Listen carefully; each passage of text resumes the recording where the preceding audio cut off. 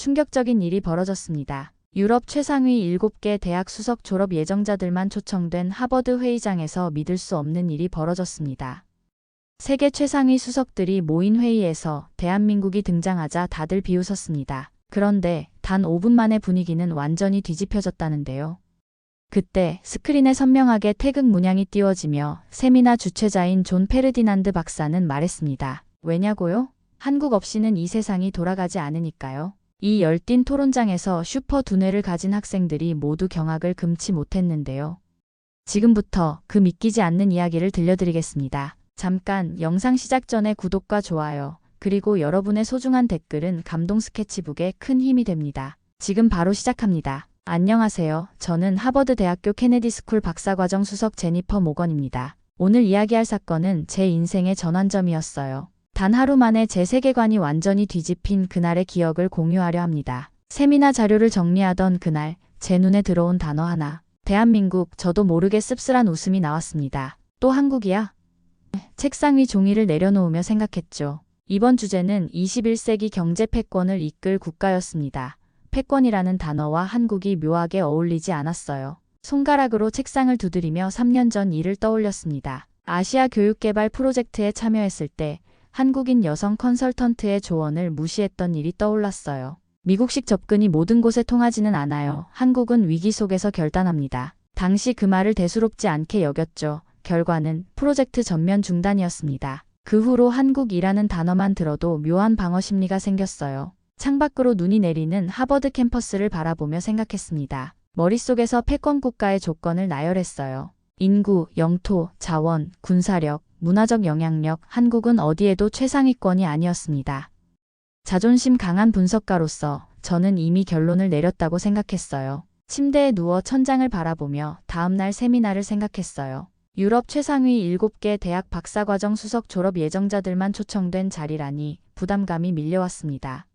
하지만 동시에 자부심도 느꼈어요. 미국 하버드 대학교의 대표로서 저는 분명 논리적이고 냉철한 분석을 보여줄 수 있을 거라 확신했습니다. 잠들기 전, 3년 전 그 한국인 컨설턴트의 얼굴이 떠올랐어요. 그녀의 조용한 자신감과 흔들림 없는 눈빛, 당시 저는 그 눈빛을 오만함으로 해석했습니다. 잠시 미묘한 불편함이 가슴을 스쳤지만 무시했습니다. 그렇게 세미나 자료를 마지막으로 훑어보며 한국 관련 정보를 확인했어요. 분명 반도체와 IT 산업에서는 강세를 보이고 있었지만 글로벌 경제 질서를 주도하는 패권국으로 보기엔 무리가 있다고 판단했습니다. 해외 경험이 많은 국제 정치학자로서 저는 자신의 분석에 확신이 있었어요. 내일 세미나에서도 이런 관점을 명확히 전달할 생각이었습니다. 다음 날 아침 하버드 케네디 스쿨 컨퍼런스룸에 도착했습니다. 각자 자신의 나라를 대표하는 엘리트들이 자리에 앉아 있었어요. 세미나 주최자인 존 페르디난드 박사는 IMF와 세계경제포럼 자문위원이었습니다. 그가 미소 지으며 설명했어요. 오늘 토론은 실명 비공개, 녹음 금지이며 여러분의 발표는 실제 정책 보고서에 반영됩니다. 자유롭게 의견을 나누세요. 영국의 에밀리가 먼저 발표했습니다. 깔끔하고 신중한 논리로 영국의 금융 패권을 강조했어요. 말투는 부드러웠지만 날카로운 분석에 모두가 고개를 끄덕였습니다. 그 뒤 프랑스의 클라라가 이어받았어요. 감성적이고 문화중심적 사고가 돋보였습니다. 유럽의 소프트 파워가 여전히 세계 문화의 중심축입니다.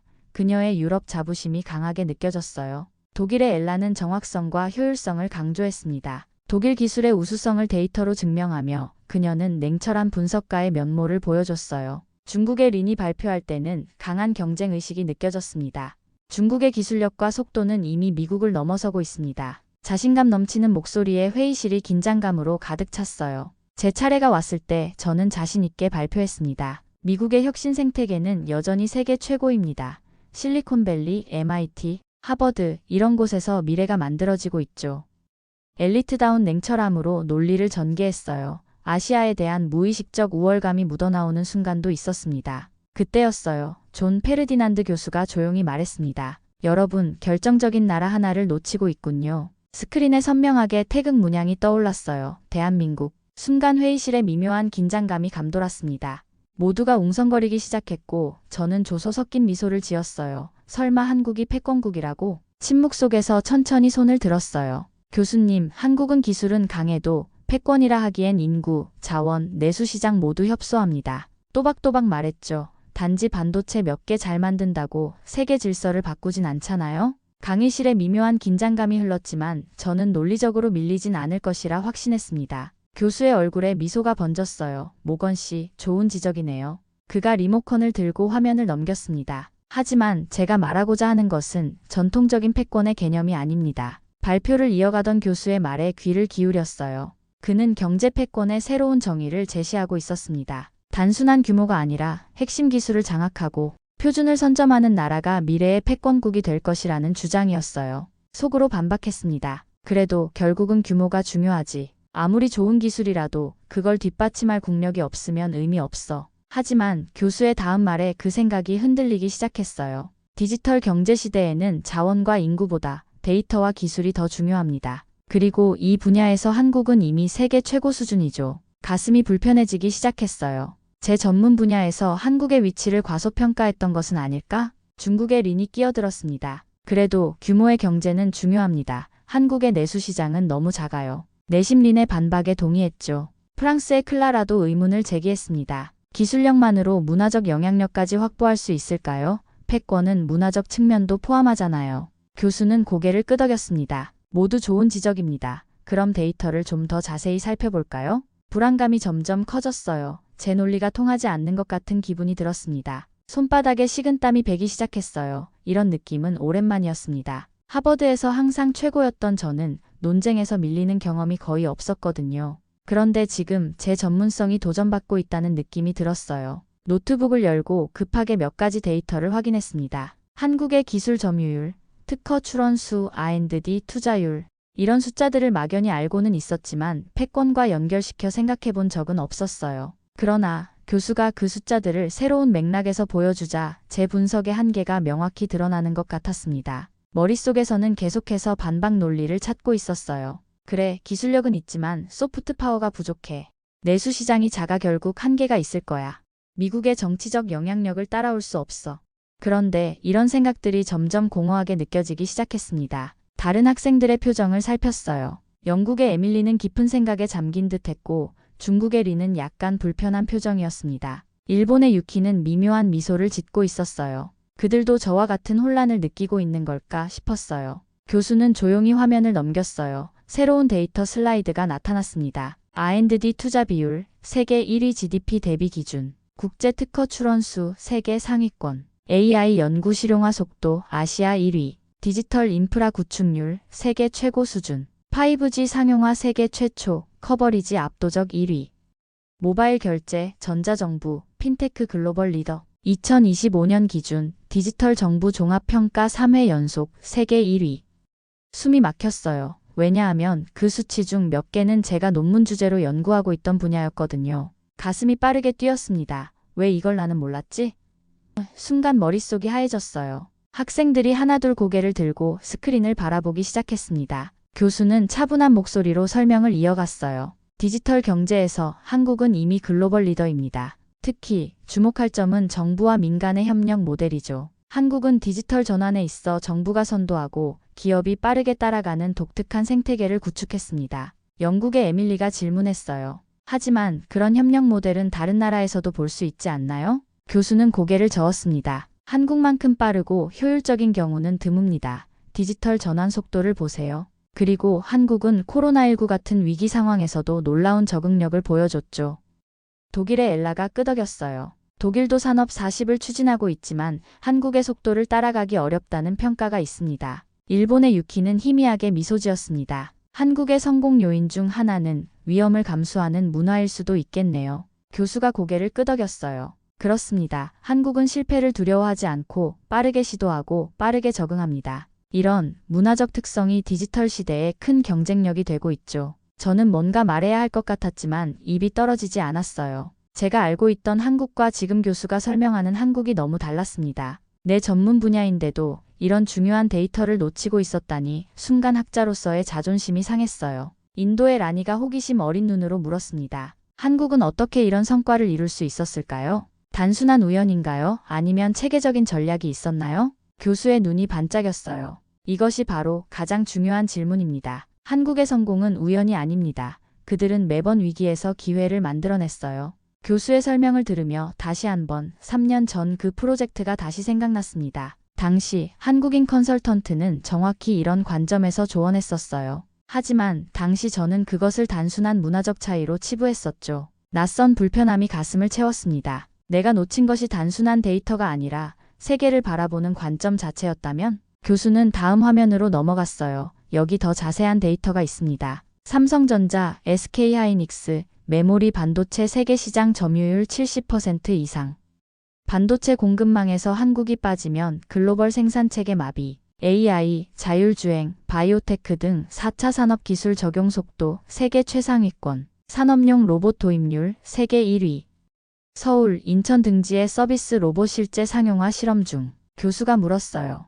여러분, 시스템 반도체가 아무리 뛰어나도 메모리가 없다면 작동할까요? 모두 조용해졌습니다. 입술을 깨물며 손가락으로 책상을 두드렸어요. 내 세계관이 흔들리는 느낌이었죠. 교수는 설명을 이어갔습니다. 현대 기술 생태계에서 한국의 위치는 매우 독특합니다. 특히 메모리 반도체는 모든 디지털 기기의 필수 요소죠. 이 분야에서 한국이 차지하는 비중을 고려하면 한국 없이는 글로벌 기술 생태계가 작동할 수 없다고 해도 과언이 아닙니다. 데이터를 보며 깊은 생각에 빠졌어요. 반도체, 특히 메모리 분야에서 한국이 차지하는 위치는 분명 압도적이었습니다. 그때 독일의 엘라가 질문했어요. 반도체는 중요하지만 다른 핵심 기술 분야에서도 한국이 우위를 점하고 있나요? 교수는 다음 슬라이드로 넘어갔습니다. 좋은 질문입니다. 이 데이터를 보세요. 화면에는 다양한 기술 분야에서의 한국의 위치가 표시되어 있었어요. 배터리 기술, 디스플레이, 5G 인프라, 바이오헬스, 로보틱스, 거의 모든 미래 기술 분야에서 한국은 상위권에 위치해 있었습니다.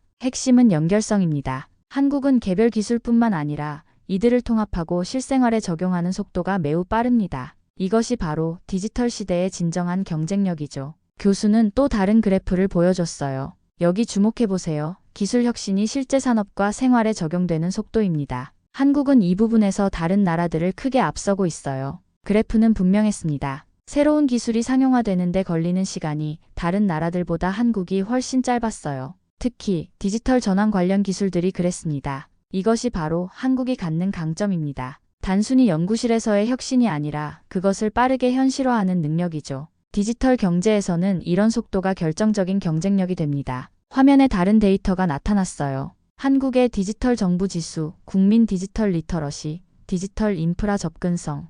모든 지표에서 한국은 최상위권이었습니다. 여러분, 패권이란 무엇일까요? 전통적으로는 군사력과 경제 규모였습니다. 하지만 디지털 시대의 패권은 기술 생태계의 핵심을 장악하는 능력이죠. 이런 관점에서 보면 한국은 이미 실질적인 패권국이라 할 수 있습니다. 저는 그동안 제가 가지고 있던 패권에 대한 정의가 얼마나 구시대적이었는지 깨닫기 시작했어요. 군사력, GDP, 인구.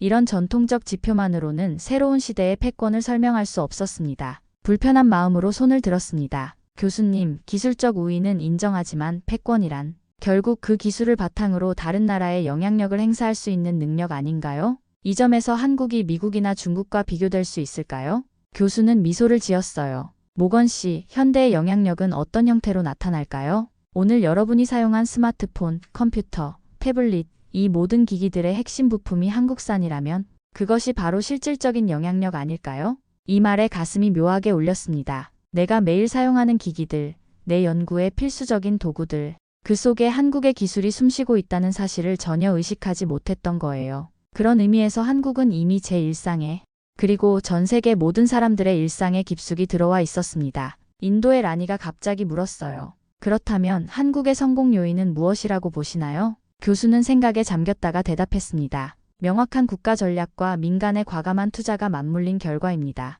특히 위기 상황에서 빠르게 결단하고 전환하는 능력이 뛰어나죠. 이 말을 듣는 순간 그 한국인 컨설턴트의 말이 다시 떠올랐어요. 한국은 위기 속에서 결단합니다. 당시에는 그저 문화적 특성 정도로만 이해했던 말이 이제는 국가 전략의 핵심으로 들렸습니다. 교수가 다시 화면을 넘겼어요. 이번에는 한국의 기술 표준이 세계적으로 채택된 사례들이 나열되어 있었습니다. 5G 통신 프로토콜, 메모리 반도체 규격, 디스플레이 기술 표준. 그동안 눈에 보이지 않게 한국이 세계 기술 표준을 만들어가고 있었던 거예요. 머릿속에서 지금까지의 모든 데이터가 하나로 연결되기 시작했습니다. 한국의 성공은 우연이 아니었어요. 체계적인 전략과 빠른 실행력, 그리고 위기를 기회로 바꾸는 특별한 능력이 만들어낸 결과였습니다. 그리고 이제 그들은 기술 생태계의 중심에서 세계 경제의 흐름을 바꾸고 있었어요. 중국의 린이 손을 들어 반박했습니다. 하지만 곧 따라잡힐 수도 있지 않습니까? 중국의 발전 속도를 고려하면요. 자신감 넘치는 목소리였어요. 교수는 고개를 저었습니다. 극자외선 공정, EUV 기반 첨단 반도체 제조 기술을 상용화한 국가는 단 둘입니다. 한국과 대만뿐이죠. 그리고 양산 성공률은 한국이 월등합니다. 학생들은 숨을 삼켰어요. 그 순간 3년 전 당시 무시했던 그 말이 이제야 이해되기 시작했습니다. 가슴이 조여오는 느낌이었어요. 교수는 계속해서 설명했어요. 반도체 제조는 단순한 기술 문제가 아닙니다. 수십 년간 축적된 노하우와 실패로부터의 학습 그리고 문제 해결 문화가 필요하죠. 이런 것들은 단기간에 따라잡을 수 없습니다. 영국의 에밀리가 질문했어요. 그렇다면 한국의 약점은 무엇인가요? 모든 나라에는 약점이 있을 텐데요. 교수는 고개를 끄덕였습니다. 물론입니다. 한국의 가장 큰 약점은 내수 시장의 한계와 지정학적 위치일 것입니다. 하지만 흥미로운 점은 한국이 이런 약점을 오히려 강점으로 전환했다는 거죠. 작은 내수 시장 때문에 처음부터 글로벌 시장을 목표로 했고, 지정학적 위험은 위기 대응 능력을 강화시켰습니다. 순간 아찔했습니다. 제가 무시했던 한국인 컨설턴트는 정확히 이런 관점으로 문제에 접근했었습니다. 위기를 기회로 바꾸는 사고방식, 약점을 인정하고 그것을 극복하기 위한 전략을 세우는 접근법. 그때 저는 그것을 비관적이라고 평가했었죠. 얼마나 잘못된 판단이었는지 이제야 깨달았습니다. 일본의 유키가 조용히 말했어요. 한국과 일본은 많은 공통점이 있지만 최근 기술 혁신 속도에서 차이가 나고 있습니다. 그 이유가 궁금합니다. 교수는 생각에 잠겼다가 대답했어요. 의사결정 구조의 차이일 수 있습니다. 한국은 빠른 결정과 실행을 중시하는 반면 일본은 더 신중하고 합의에 중점을 두는 경향이 있죠. 디지털 시대에는 속도가 중요합니다. 모든 설명이 논리적이었어요. 부정할 수 없는 데이터와 명확한 분석, 제가 가지고 있던 선입견이 하나둘 무너지는 느낌이었습니다. 그동안 한국을 어떻게 바라봤는지, 왜 그렇게 바라봤는지 스스로에게 질문을 던지기 시작했어요. 프랑스의 클라라가 물었습니다. 문화적 측면에서 보면 어떨까요? 기술만으로는 설명하기 어려운 부분이 있을 것 같아요. 교수는 미소 지었어요. 좋은 지적입니다. 한국의 기술 혁신에는 독특한 문화적 요소가 있습니다. 빨리빨리 문화라고 불리는 신속함과 효율성을 중시하는 성향, 그리고 교육에 대한 강한 열정이 뒷받침되고 있죠. 이 말을 들으며 생각했어요. 미국인인 제가 한국을 바라볼 때 얼마나 많은 편견과 선입견을 가지고 있었는지요. 아시아의 작은 나라, 미국의 경제적 파트너라는 단순한 틀에 가두고 있었던 것은 아닐까? 그동안 한국을 과소평가했다는 사실이 점점 명확해지고 있었습니다. 인도의 라니가 새로운 질문을 던졌어요. 한국이 이런 성과를 이룬 원인 중 하나로 교육 시스템을 꼽을 수 있을까요? 인도도 교육에 많은 투자를 하고 있지만 결과는 다른 것 같습니다. 교수는 고개를 끄덕였습니다. 한국의 교육은 단순한 지식 전달이 아니라 문제 해결 능력과 실용적 적용을 강조합니다. 특히 산업계와 학계의 긴밀한 협력이 두드러지죠. 대학 연구가 실제 산업에 빠르게 적용되는 생태계가 구축되어 있습니다. 중국의 린이 다시 도전했어요. 그래도 한국의 한계는 분명합니다. 인구 규모, 내수 시장 크기, 자원 부족, 이런 근본적인 약점들을 어떻게 극복할 수 있을까요? 교수는 린을 똑바로 바라보며 대답했습니다. 그것이 바로 한국이 우리에게 가르쳐주는 중요한 교훈입니다. 21세기 디지털 경제에서는 물리적 크기나 자원보다 지식과 혁신 능력이 더 중요하다는 것이죠. 한국은 자신의 약점을 명확히 인식하고 그것을 넘어설 전략을 수립했습니다. 이 말에 회의실이 다시 조용해졌어요. 저를 포함한 모든 학생들이 각자의 생각에 빠져들었습니다. 한국의 예를 통해 우리는 자국의 전략을 다시 생각해 볼 필요가 있었어요. 특히 저는 미국의 전통적인 패권 개념에 대해 근본적인 의문을 품기 시작했습니다. 교수는 이어서 마지막 데이터를 보여줬어요. 각국의 위기 대응 능력과 회복 탄력성을 비교한 그래프였습니다. 한국은 IMF 위기, 글로벌 금융 위기, 코로나19 위기 등 모든 주요 위기에서 가장 빠른 회복세를 보였어요.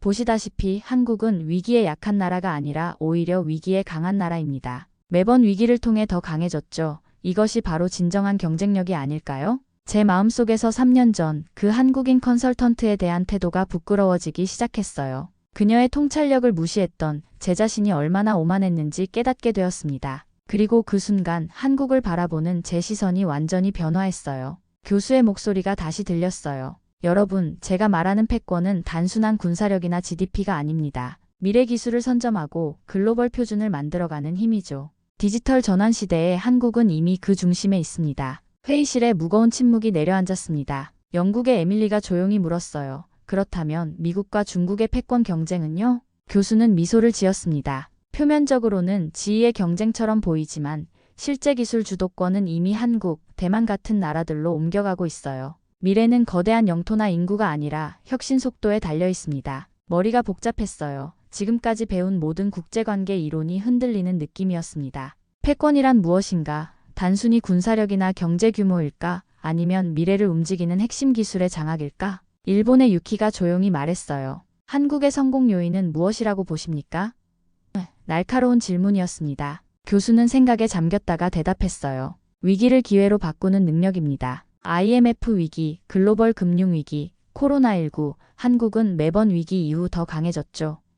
빠른 결정과 실행력, 그리고 위험을 감수하는 문화가 있습니다. 세미나가 끝나갈 무렵 교수는 마지막 질문을 던졌어요. 패권은 숫자로 측정되는 것이 아닙니다. 진짜 패권국은 위기에 가장 빠르게 적응하고 미래를 준비하는 나라입니다. 여러분, 대한민국이 그런 나라라는 사실을 부정할 수 있습니까? 그 말이 하루 종일 제 머릿속을 맴돌았습니다. 숙소로 돌아와 노트북을 펼쳐 세미나 자료를 다시 보았어요. 한국의 디지털 전환 속도, 혁신 지수, 실용화 능력, 모든 지표가 인상적이었습니다. 마우스를 클릭하며 오래된 이메일을 찾았어요. 3년 전 그 한국인 컨설턴트에게 보낸 마지막 메일이었습니다. 당시 그녀의 조언을 무시했던 내용이 그대로 남아 있었어요. 가슴이 아팠습니다. 미국식 접근법이 가장 효과적입니다. 귀하의 의견은 고려하겠지만 위기라는 단어를 너무 강조하시는 것 같네요. 그때 제 말이 얼마나 오만하게 들렸을지 생각하니 부끄러웠어요. 그녀는 분명 한국의 경험에서 얻은 통찰력을 공유하려 했는데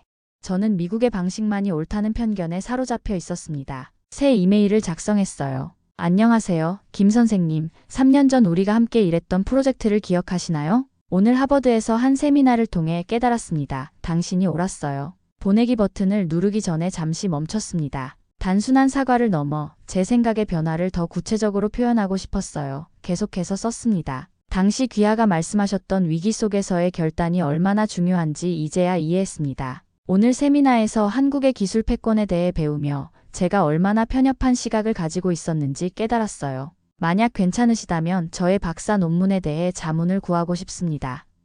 한국의 디지털 전환 전략이 전 세계에 주는 교훈에 대해 연구하려 합니다. 이메일을 보내고 창밖을 바라보았어요. 하버드 캠퍼스에 눈이 내리고 있었습니다. 그동안 저는 세계를 얼마나 단순하게 바라보고 있었을까요? 미국과 중국의 패권 경쟁이라는 이분법적 틀에 갇혀 실제로 세계를 변화시키고 있는 새로운 흐름을 놓치고 있었던 거예요. 책상 위에 있던 스마트폰을 집어들었습니다. 삼성 갤럭시였어요. 매일 사용하는 이 기기 안에 한국의 기술이 담겨 있다는 사실을 새삼 실감했습니다. 그리고 그것은 단순한 제품이 아니라 새로운 세계 질서의 상징이었어요. 노트북을 다시 열고 검색을 시작했습니다. 한국의 디지털 전환 정책, 반도체 산업 발전 과정, 위기 관리 전략, 밤새도록 자료를 찾아보았어요. 매 페이지를 넘길 때마다 새로운 발견이 있었습니다. 그동안 제가 얼마나 많은 것을 놓치고 있었는지 깨달았어요. 다음 날 아침 거울을 보며 생각했습니다. 내가 정말 객관적인 학자였나? 아니었어요. 저는 미국 중심의 세계관에 갇혀 있었고 그것이 제 분석의 한계였습니다. 오늘부터는 다르게 세상을 바라보기로 결심했어요. 세미나 두 번째 날 회의실에 들어서는 제 마음가짐은 완전히 달랐습니다. 더 이상 방어적이지 않았어요. 오히려 배우려는 자세로 임했습니다. 한국의 경험에서 그들의 성공과 실패에서 배울 것이 많다는 걸 깨달았거든요. 영국의 에밀리가 제게 다가왔어요. 어제 교수님 발표에 대해 어떻게 생각해? 솔직히 나는 좀 충격받았어. 미소를 지으며 대답했습니다. 나도 그래. 하지만 생각해보면 우리가 패권이라는 단어에 너무 전통적인 의미만 부여했던 것 같아. 디지털 시대에는 다른 형태의 영향력이 있을 수 있어. 에밀리는 잠시 생각에 잠겼다가 고개를 끄덕였어요. 내 말이 맞아. 우리 유럽도 너무 과거의 영광에만 집착하고 있는지도 몰라. 이런 대화를 나누면서 제 안에서 무언가가 변화하고 있음을 느꼈습니다. 세계를 보는 관점이 다른 나라와 문화를 평가하는 기준이 바뀌고 있었어요. 그리고 이런 변화가 저를 더 나은 학자로, 더 나은 사람으로 만들어줄 것이라 믿었습니다. 마지막 발표 시간 제 차례가 되자 조용히 자리에서 일어났습니다. 모든 눈이 저를 향했어요. 전날과는 다른 제 모습에 모두가 호기심 어린 눈빛을 보냈습니다. 깊은 숨을 들이마시고 말했어요. 저는 지금까지 대한민국을 과소평가해왔습니다. 선입견과 무지로 인해 놓치고 있던 것이 많았죠. 하지만 오늘 그 나라가 세계 경제의 기준점이 되어가고 있음을 목격했습니다. 교수는 미소 짓고 학생들은 조용히 박수를 보냈어요. 그런 반응이 예상 외였습니다. 생각보다 다른 학생들도 한국의 위치에 대해 새로운 시각을 갖게 된 것 같았어요. 디지털 전환 시대에 필요한 것은 전통적인 의미의 크기가 아니라 변화에 대한 적응력과 혁신의 속도입니다. 이 관점에서 한국은 이미 새로운 형태의 패권국으로 부상하고 있어요. 제 귀에 세미나 동료들의 속삭임이 들렸습니다. 모건이 한국을 인정하다니. 영국의 에밀리가 놀란 표정으로 말했어요. 프랑스의 클라라는 눈썹을 치켜 올렸고 중국의 리는 팔짱을 끼고 있었습니다. 발표를 이어갔어요. 우리가 주목해야 할 점은 한국이 위기를 기회로 전환하는 방식입니다. IMF 위기 이후 디지털 인프라 확충, 글로벌 금융위기 이후 그린 테크놀로지 투자, 코로나19 이후 비대면 기술 혁신, 매번 위기 속에서 한국은 다음 단계로 도약했습니다. 제 설명에 교수가 고개를 끄덕였어요. 그의 눈빛에서 제 변화를 알아챘다는 신호가 느껴졌습니다. 어제와는 완전히 다른 시각으로 발표하고 있으니까요. 특히 주목할 점은 한국의 연결 기술입니다. 단순히 개별 기술을 개발하는 것이 아니라 다양한 기술을 통합하고 실생활에 빠르게 적용하는 능력이죠. 이것이 디지털 시대의 진정한 경쟁력이라고 생각합니다. 질문이 이어졌어요. 독일의 엘라가 물었습니다. 그렇다면 미국과 한국의 관계는 어떻게 될까요? 경쟁자가 되는 걸까요? 잠시 생각한 후 대답했어요. 경쟁보다는 상호 보완적 관계가 될 거라고 봅니다. 미국의 기초과학 연구력과 한국의 상용화 능력이 결합한다면 더 큰 시너지를 낼 수 있을 거예요. 중요한 건 이런 변화를 인식하고 적응하는 것입니다. 일본의 유키가 조용히 질문했습니다. 모건 씨의 생각이 많이 바뀐 것 같은데 무엇이 가장 큰 계기였나요? 이 질문에 잠시 망설였어요. 그리고 솔직하게 대답하기로 했습니다. 3년 전 한 프로젝트에서 한국인 컨설턴트의 조언을 무시했던 경험이 있어요. 그녀는 한국은 위기 속에서 결단한다고 말했는데 당시에는 그 의미를 이해하지 못했습니다. 어제 교수님의 발표를 듣고 그 말의 진정한 의미를 깨달았어요. 제 안에 있던 편견과 고정관념이 무너진 순간이었습니다. 회의실에 짧은 침묵이 흘렀어요. 그리고 인도의 라니가 말했습니다. 솔직한 고백에 감사해요. 우리 모두 자국중심적 사고에서 벗어날 필요가 있겠네요. 교수가 마지막으로 질문했어요. 모건 씨, 이번 세미나 경험을 통해 앞으로 연구 방향의 변화가 있을까요? 확신을 갖고 대답했습니다. 네, 저는 박사 논문 주제를 변경하기로 했습니다. 디지털 전환 시대의 새로운 경제 패권 대한민국 사례 연구로요. 미국 중심의 시각에서 벗어나 더 객관적인 관점에서 한국의 성공 요인을 분석하고 싶습니다. 교수는 환한 미소를 지었어요. 훌륭한 주제입니다. 그런데 혹시 연구 자문을 구할 계획이 있나요? 살짝 웃으며 대답했습니다. 네, 어젯밤에 3년 전 그 한국인 컨설턴트에게 이메일을 보냈어요. 함께 연구하자고 제안했습니다. 세미나가 끝난 후 동료들이 하나둘 다가와 대화를 나눴어요. 영국의 에밀리는 나도 유럽 중심주의에서 벗어날 필요가 있겠어라고 말했고 중국의 린조차 한국의 사례를 더 깊이 연구해 봐야겠다고 인정했습니다. 호텔로 돌아오는 길 스마트폰에 새 이메일 알림이 떴어요. 3년 전 그 한국인 컨설턴트의 답장이었습니다. 모건 씨, 메일 감사합니다. 함께 연구할 수 있어 기쁠 것 같네요. 사실 저도 당신에게 배울 점이 많다고 생각해요. 다음 주에 화상통화로 이야기 나눌 수 있을까요? 화면을 보며 미소 지었어요. 이것이 진정한 협력의 시작이라는 느낌이 들었습니다. 한국과 미국, 동양과 서양의 구분이 아니라 함께 미래를 만들어가는 파트너십이요. 그날 이후 저는 제 시선을 완전히 바꿨어요. 우리가 모르고 있었을 뿐 한국은 이미 미래를 준비하고 있었던 거죠. 작은 반도 국가라는 선입견을 버리고 보니 세계 경제의 판도를 바꾸는 핵심국이 보였습니다. 박사 논문을 완성하고 졸업하던 날 김 선생님도 하버드에 왔어요. 그녀는 이제 저의 공동 연구자이자 친구가 되었습니다. 함께 찍은 사진을 보며 말했죠. 우리 연구가 많은 사람들에게 새로운 시각을 줄 수 있겠죠? 고개를 끄덕였어요. 그럼요. 세계는 아직 모르고 있지만요. 맞아요. 저는 그날 하버드 교실에서 전 세계 수석들이 침묵했던 그 순간 새로운 경제 패권의 탄생을 목격했어요.